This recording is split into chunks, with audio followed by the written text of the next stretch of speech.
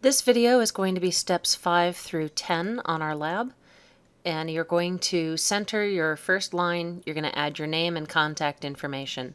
At this point, you have already opened up your document, you have given it a name, you have set your margins and your line spacing, and we're now ready to get started.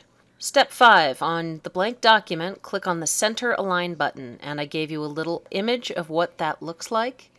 And right up here, you'll see that this is left align, and the image I gave you is the centered one. If you hover over it, you'll see that underneath a little sign shows up that says Center Align. So you know that's the correct one. So we're going to click on that. And you'll see that the cursor just jumped to the very center. So your little black blinking cursor is now in the center of your document. So step 6. Now it's time to choose the font for your resume. So take a look over in the expected results / notes section, and I gave you 5 fonts that are available in Google that are considered the best for resumes. You can have Times New Roman, Arial, Verdana, Cambria, and Book Antigua. So that first bullet in step number 6, click on the font button in the ribbon. And if you come over here and hover over this, it's font. Now, the word that's shown is simply either the default from when you opened up your document or the most recent font you selected. So in the lab, you'll see that my example said Cambria. Here in the video, my example says Arial. This is just whatever the font is that happens to be loaded most recently.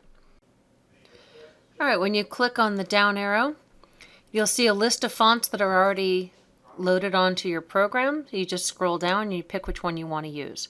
We'll be using, for my purposes, Cambria. Arial would have been a perfectly good font to use, but I'm just going to use Cambria just to show you changing fonts.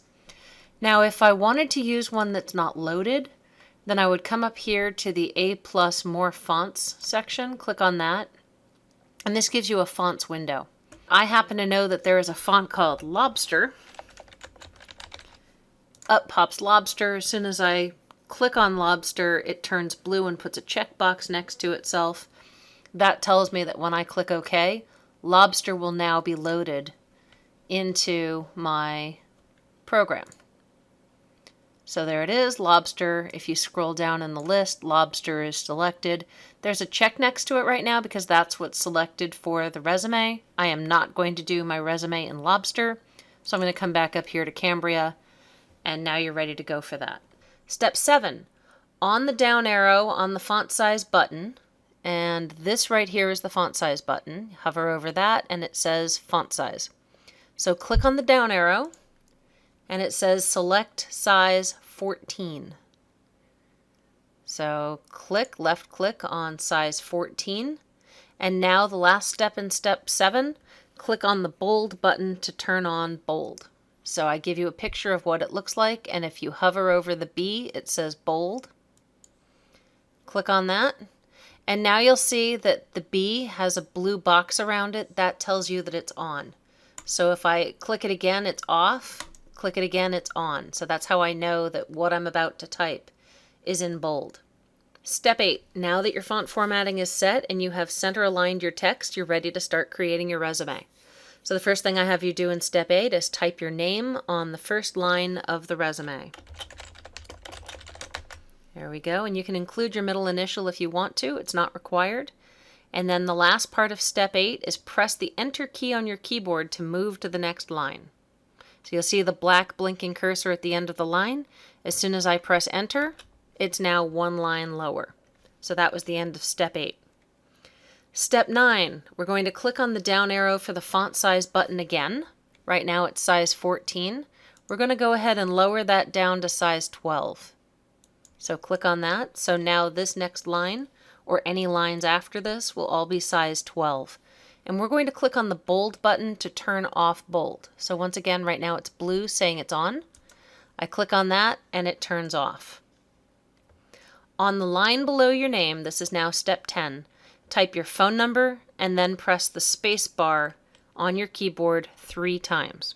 All right, so I'm going to do a fake phone number, 310-555-1234, just because this is a video and I'm not putting my real phone number on the internet. And then press the space bar 3 times. 1, 2, 3. That gives a little extra space. Now you'll notice that right now we are still centered in this document. That's a good thing. So that was intentional. So on this same line, type in your email address. Again, I'm going to create a fake one. DGL, I don't know. We're just going to go generic here. And then at xxx.edu. All right, and after you enter your email address, you can just press enter on the keyboard. Now pay attention to the fact that when I hit enter, it turned my words blue and underlined them. That's just a generic formatting thing that happens in Google, in Word, in all kinds of applications. It's just the computer's way of turning that into a hyperlink so that people can click on it.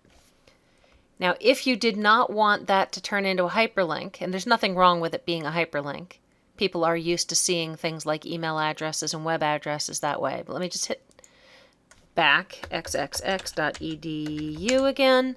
In order to prevent that from turning into a hyperlink, so you'll notice that it also happened as soon as I hit space.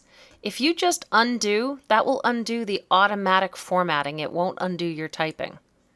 So if you don't want that to be a hyperlink turned blue and underlined, then you can just hit undo once as soon as you have had that automatic format happen, and then it will just fix itself. So there's nothing wrong with it being blue and underlined, but if you don't like that, the second it turns blue and underlined, hit undo, and the program will simply undo that automatic formatting.